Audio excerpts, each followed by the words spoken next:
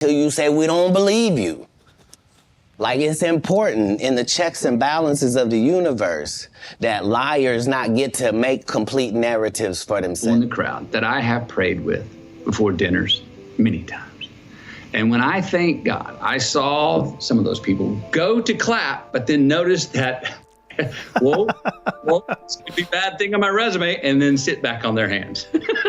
You know what the number one job of somebody that sold their soul in Hollywood is? What? Is to act like it didn't happen. They all do the same job. I was in a very unfortunate situation. All right. It looks like Matthew McConaughey is throwing his support behind none other than the comedy legend Katt Williams. But what's got everyone talking is the shocking reason behind Katt's controversial exit from Hollywood. From blockbuster movies to his stand-up comedy, these two stars have always been in the spotlight. But now, McConaughey is stepping up to reveal the truth about why Williams was blacklisted by Tinseltown. Let's delve deeper into this mess, shall we? But of course, before I spill anything, make sure first that you subscribe to our channel and hit that notification bell for more updates and videos like this. Now let's dive in. I don't know if I haven't had difficulties. I have had, and I won't throw any people under the bus, but I have had moments where I was on stage receiving an award in front of my peers in Hollywood. Do you believe there's something cosmic about that? Your dad knew how he was going to die, and he actually did it. If life was nothing but green lights and we didn't have yellows and reds, things that make us pause, hardships, crises, times for introspection, then what the hell would it all be for? Matthew McConaughey captivates audiences with both his charm and undeniable talent. Beyond his striking good looks, he's established himself as a versatile actor, from embodying a laid-back persona in films such as Dazed and Confused, to delivering powerful performances in serious roles like A Time to Kill and Amistad, where he easily transitions between casual and intense characters. Whether it's his role in the relaxed atmosphere of Mud or his Oscar-winning performance in Dallas Buyers Club, McConaughey consistently showcases his range and skill on screen. In addition to his acting career, Matthew McConaughey is renowned for delivering poignant motivational speeches on stage. He emphasizes the significance of gratitude and staying committed to the journey of life rather than being distracted by pursuits that lack fulfillment. Reflecting on his philosophy, he states, "Success is an outcome, not a goal in itself. If happiness is your aim, you'll often find disappointment and unhappiness. Acknowledge yourself and others more. It happened. You witnessed it. You achieved it. Believe in it. Acknowledge the challenges you face." Here's the twist. Matthew McConaughey's outspoken nature may have attracted attention in Hollywood, but not always in a positive light. Despite its glitz, Hollywood tends to prefer celebrities who either conform quietly or ignore the issues altogether. Matthew, however, isn't one to stay silent. His speeches not only inspire, but also shed light on the less glamorous aspects of the industry, which he candidly refers to as farce. It's almost as if he's been singled out for not towing the line, metaphorically speaking. Whereas, like, a regular person would be like, "Oh my God, Matthew McConaughey, I loved you in Interstellar. You're so amazing. Can I get a selfie? Could you?" Like, I become friends with Matthew McConaughey and had dinner with his family. We went to the soccer game the other day. He's a beautiful person, sweetheart of a guy, super normal, like movie star, Oscar winner, greatest guy, so normal, like normal. Like, you hang out with him. I've seen people read the room and go, "Whoa, that wouldn't bode well for me in the future." If for getting a job or getting votes or what have you. Matthew McConaughey isn't alone in suggesting these dynamics. Katt Williams, another prominent figure in a different realm of entertainment, has voiced similar sentiments. He discussed the influential figures in Hollywood who wield the power to dictate who stays and who goes. According to Williams, straying from their expectations or challenging the status quo can lead to being erased from the industry altogether. The primary duty of someone who has been compromised in Hollywood? Williams queries, to act as though it never occurred. They all fulfill the same role. Beyond the complexities of Hollywood, Matthew McConaughey has faced numerous challenges, from his early days through his ascent to stardom and beyond. There's a few things, about 3 things to my account that I need. One of them is something to look up to, another is something to look forward to, and another is someone to chase. First off, I want to thank God because that's who I look up to.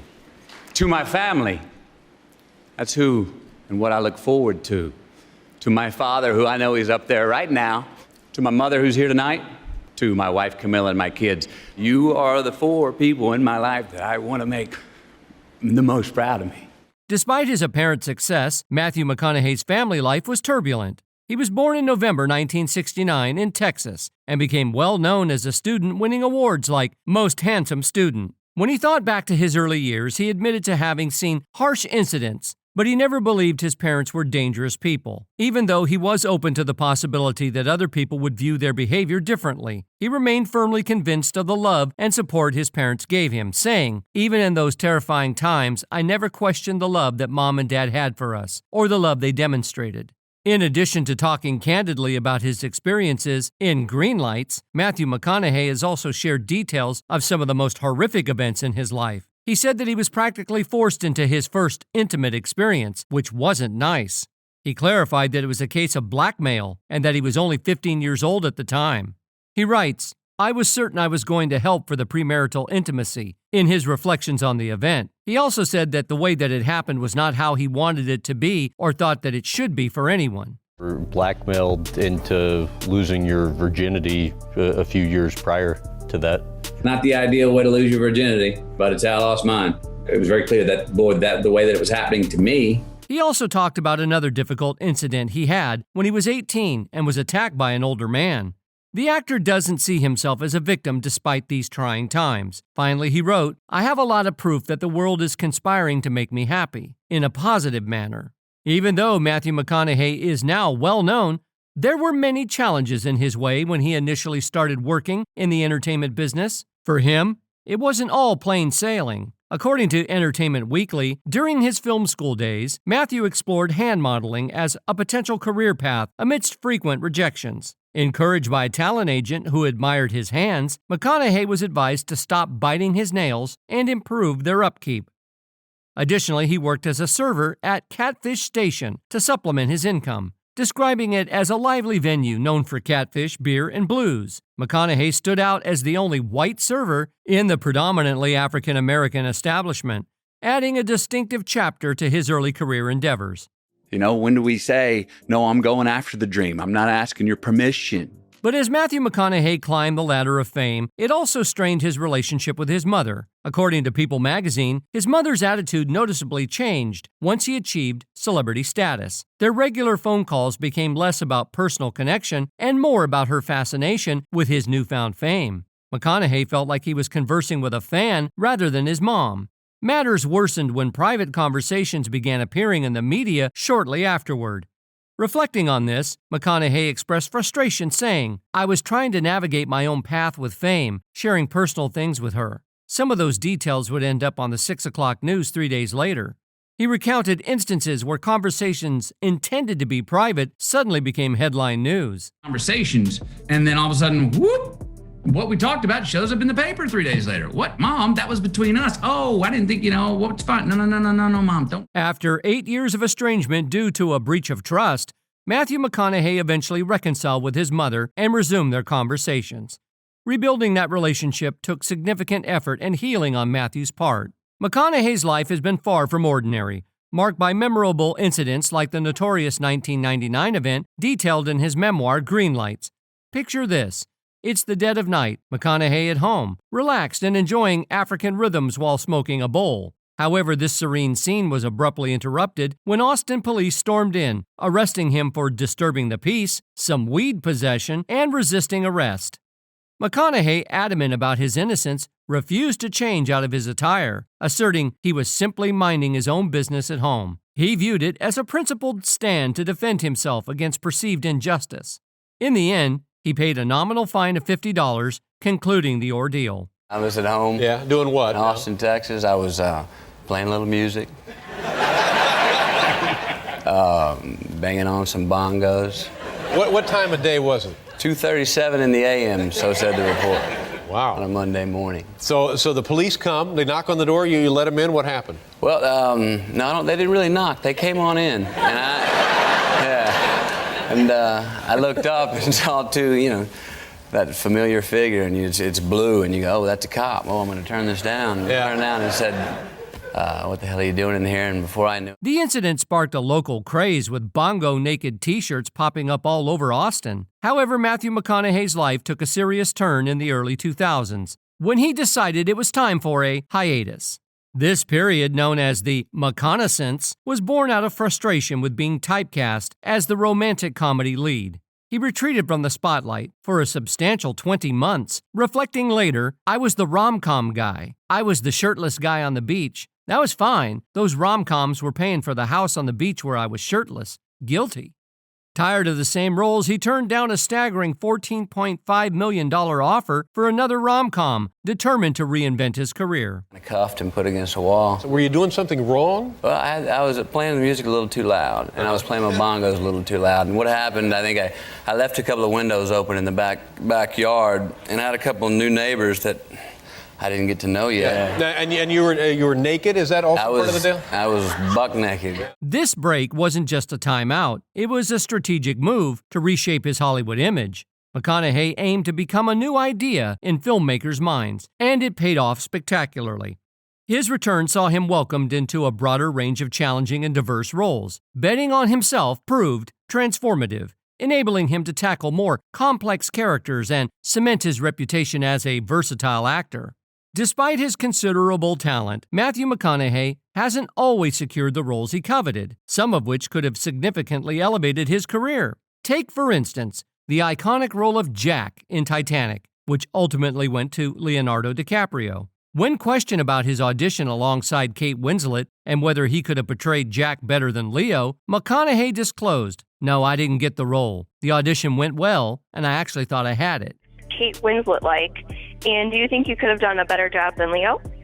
You auditioned for Titanic? Oh, no, I never got the role. The audition went great. I actually did think I had. This nugget of Hollywood history isn't widely known, but Kate Winslet once shared, "I auditioned with Matthew. I've never said that in public before." Reflecting on the what-if scenario, Winslet mused, "Auditioning with Matthew was absolutely wonderful. However, it wouldn't have been the same Jack and Rose, Kate and Leo dynamic." Just imagine how different that film might have been with McConaughey at the helm. Isn't that weird? You auditioned Yes, with I Matthew did. McConaughey? Never said that in public before. Wow. I did, yes, I did. I auditioned with Matthew, which was completely fantastic. Would have been totally. Matthew McConaughey once set his sights on portraying the Hulk, a role he eagerly pursued. Despite his enthusiasm, his pitch for the part was flatly rejected. The role eventually went to Edward Norton in the 2008 film The Incredible Hulk, and later passed on to Mark Ruffalo in subsequent Marvel movies. Missing out on a superhero role in the Marvel Universe stands as a notable gap in McConaughey's diverse career. Renowned for his commitment to his characters, he's known to go above and beyond to embody roles convincingly. In preparation for the 2016 film Gold, he gained a substantial 45 pounds to authentically portray businessman Kenny Wells. However, despite his dedication, the film received mixed reviews and underperformed at the box office, failing to validate his intensive efforts. In 2019, Matthew McConaughey reflected on the challenges of returning to his usual physique after gaining weight for his role in Gold. Speaking to the Associated Press, he shared, "It's been a process. I had to shed the weight. I was 220 pounds during Gold, and I still have a few remnants of that back here." Despite shaving his head for the role, the film received mixed reviews and didn't generate awards buzz. In contrast, McConaughey's portrayal in the 2013 film Dallas Buyers Club highlighted his remarkable ability to transform for a role. He famously lost around 50 pounds to play Ron Woodruff, a role that not only earned him widespread acclaim, but also garnered him an Oscar. Despite this accolade and standout performance in films such as Interstellar, White Boy Rick, Serenity, and The Gentleman, McConaughey's career has seen its share of highs and lows, illustrating his versatility and unwavering dedication to his craft. Matthew McConaughey's journey in Hollywood has often been characterized by critical acclaim rather than consistent box office success, a sentiment he openly shares in his memoir, Greenlights. Despite his accolades, he acknowledges a lack of major commercial hits. In 2017, The Guardian even suggested a potential second hiatus for McConaughey to rejuvenate his career path. Navigating the industry has presented McConaughey with significant challenges. He weathered tough periods like 2016, marked by disappointments, such as the underperformance of Free State of Jones, which failed to recoup its production budget. Similarly, The Sea of Trees faced a harsh reception at Cannes, a stark contrast to the reception any actor hopes for. Matthew McConaughey has undoubtedly navigated turbulent waters in Hollywood, a journey shared by many actors grappling with the unpredictable nature of the industry. Beyond McConaughey, numerous others have faced daunting challenges in Tinseltown. Consider Tippi Hedren, renowned for her roles in Alfred Hitchcock's classics like The Birds and Marnie.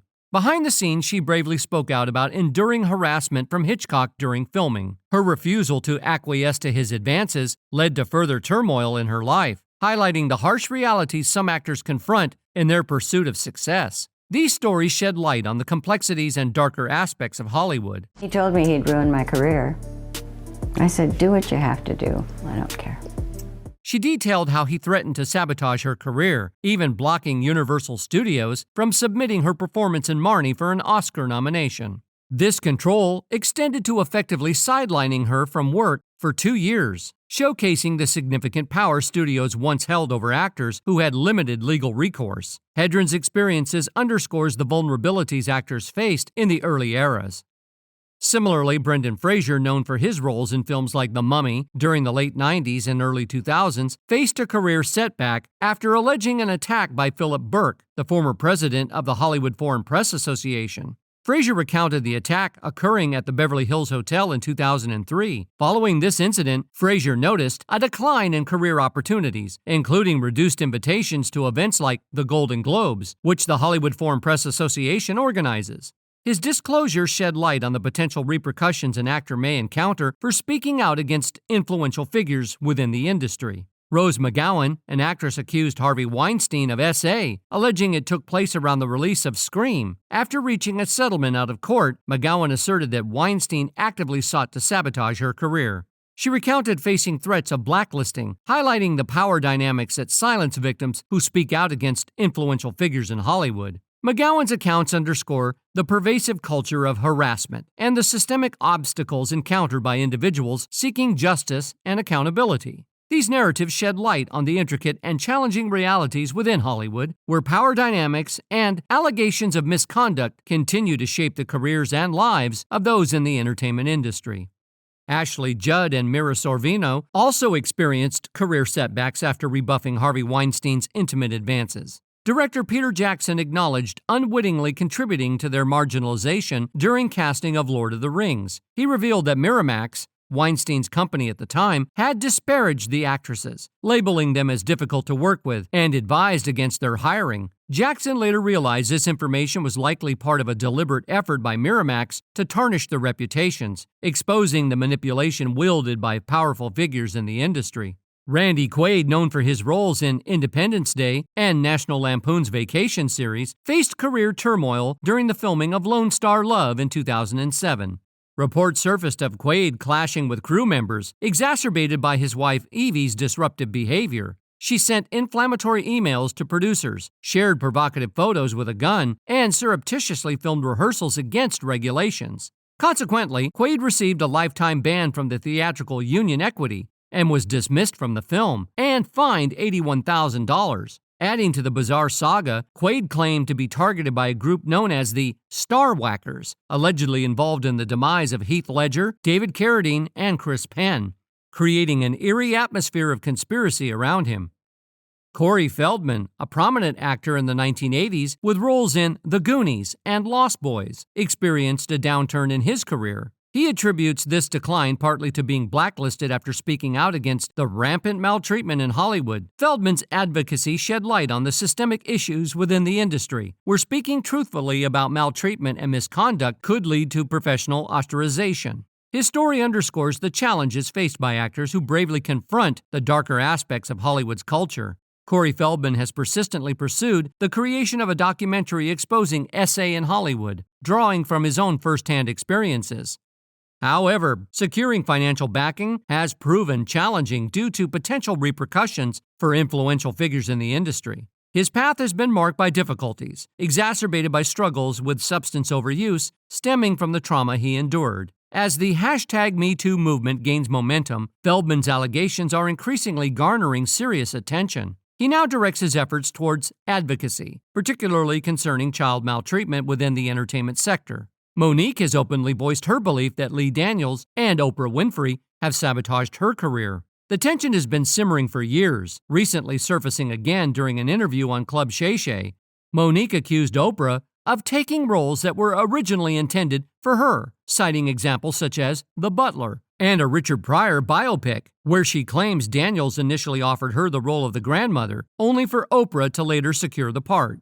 This dispute underscores broader issues of power dynamics and opportunities within the entertainment industry, particularly affecting African American actresses like Monique. The movie The Butler, that movie was offered to me. Lee Daniels came out and said, I did offer Monique The Butler. But as he said to me, he said, Mo, at the time I didn't have no power and I didn't have no money. So when Oprah said she wanted it... Let's delve into the showdown between Monique and Oprah Winfrey that originated back in 2009 during the production of Precious, a film produced by Oprah and Tyler Perry and directed by Lee Daniels. The conflict arose when Oprah and Tyler expected Monique to promote the film without additional compensation beyond her $50,000 salary for the entire project. Monique, adhering to her contract, refused to undertake promotional duties without further payment, sparking a dispute. She revealed that Tyler Perry suggested she consider the promotional efforts in light of potential Oscar nominations, implying significant career benefits. Monique, however, remained resolute, stating she could not work for free, particularly in light of the existing disparities in payment opportunities for Black actresses. This incident highlights broader issues of compensation and recognition within the entertainment industry, particularly for African American talent. I said, well, listen, you can write me the check for me to go overseas. I don't care where the money comes from, but I'm not going to do it for free. The disagreement escalated when Tyler Perry allegedly interfered with Monique's future acting prospects after she declined a request to attend the Cannes Film Festival for Precious. Despite the studio's attempt to negotiate, offering upgraded accommodations, Monique prioritized family time over promotional activities. The friction intensified when Monique's husband inquired about financial compensation for attending, only to be told that the studio does not pay for promotional appearances. Despite handling the situation professionally, Monique found herself unfairly portrayed in media reports as demanding and difficult, further complicating her relationship with key industry figures and impacting her career trajectory. We got labeled as difficult because I said one word, and that was no. Now, I said no to some very powerful people.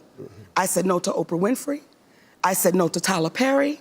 I said no to Lee Daniels. And I said no to Lionsgate. This incident underscores the pervasive issue of blackballing in Hollywood, where personal and professional conflicts can lead to significant career setbacks. Monique's experience serves as a poignant example of the challenges faced by actors who challenge industry norms and advocate for fair treatment. The fallout from this controversy continues to resonate, prompting important discussions about equity and fairness within the entertainment industry.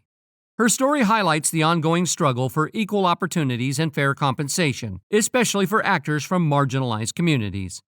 But what do you think about all this? Is Hollywood really just a messy, dangerous world filled with heartless people? Drop your thoughts in the comments below. That's all for today. We hope you enjoyed that video, and if you did, make sure to hit like, subscribe, and hit that notification bell for more videos like this.